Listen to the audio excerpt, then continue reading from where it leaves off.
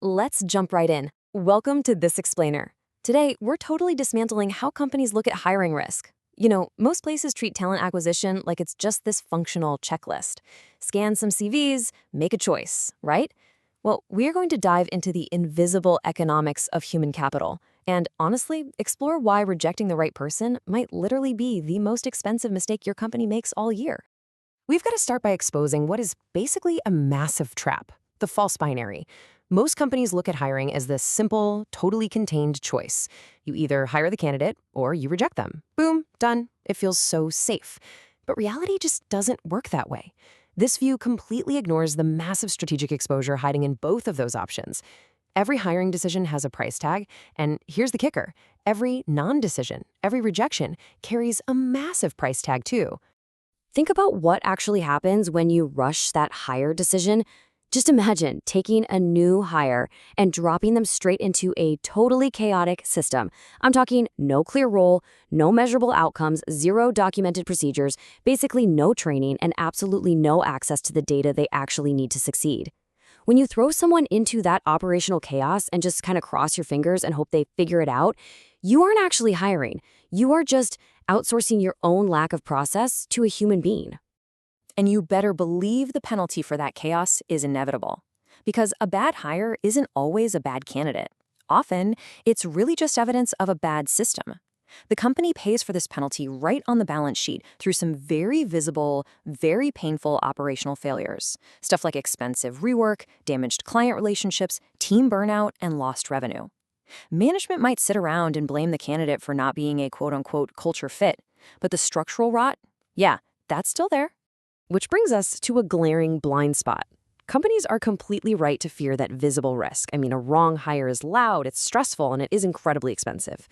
But they almost never measure the invisible opportunity cost of rejecting the right person. Management gets this totally false sense of security when they reject a candidate who doesn't perfectly fit their usual mold.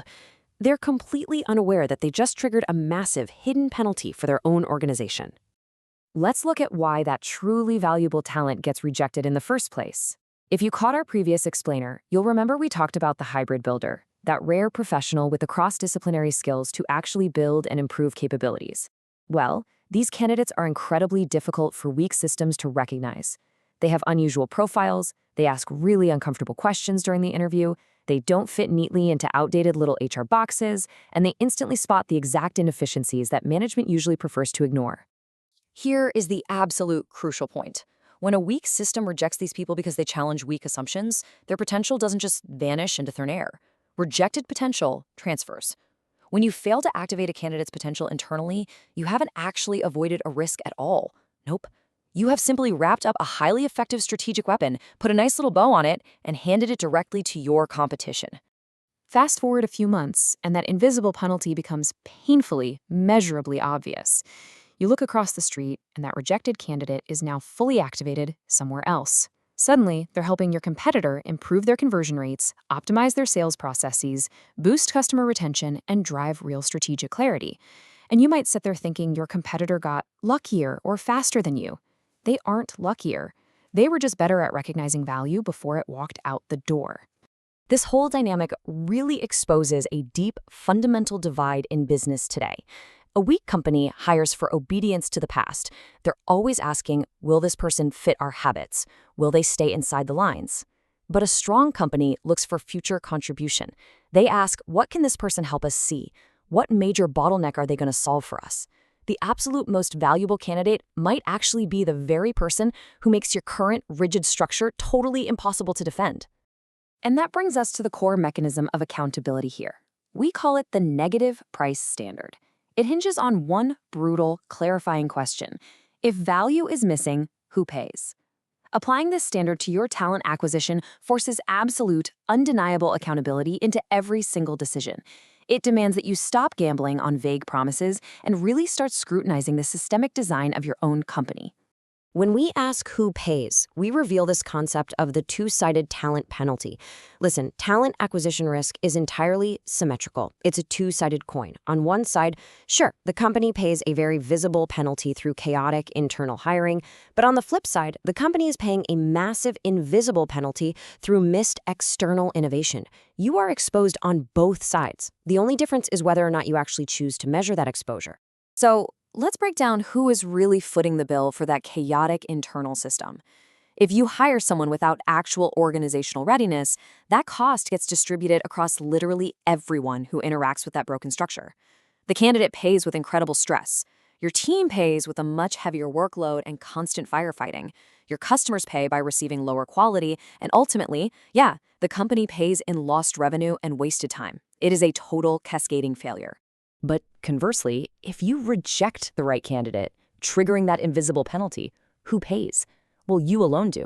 You pay through missed innovation, missed process improvements, and missed customer insights.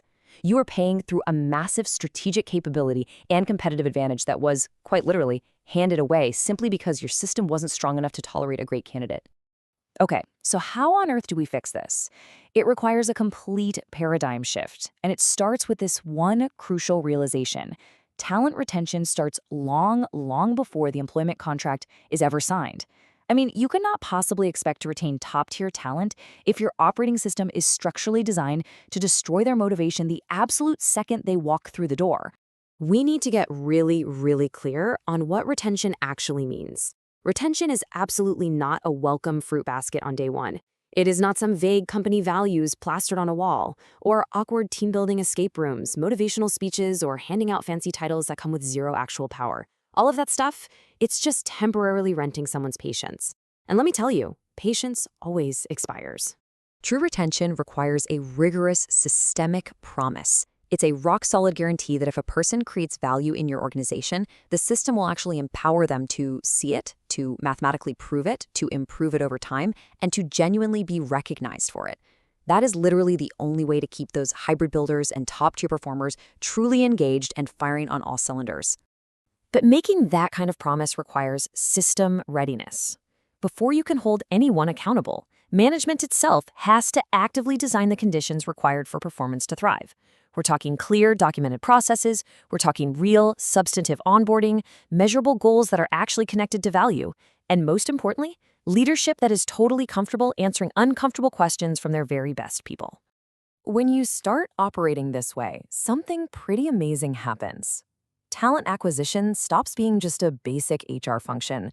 It's no longer about intuitively sorting through a giant stack of CVs hoping for a spark. It transforms into strategic design.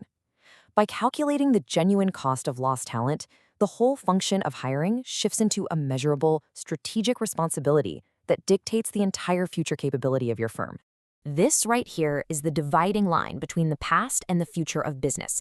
The old company, they only look at visible costs on a spreadsheet, salaries, recruiting fees, training hours. But the future-focused company recognizes that the invisible costs, the potential they never activated, the brilliant candidates they rejected for totally the wrong reasons, the ideas they ignored because it threatened internal office politics, those costs are very, very real. And they are absolutely going to show up eventually in weaker margins and slower execution. So let's bring this all together and see how our core question evolves.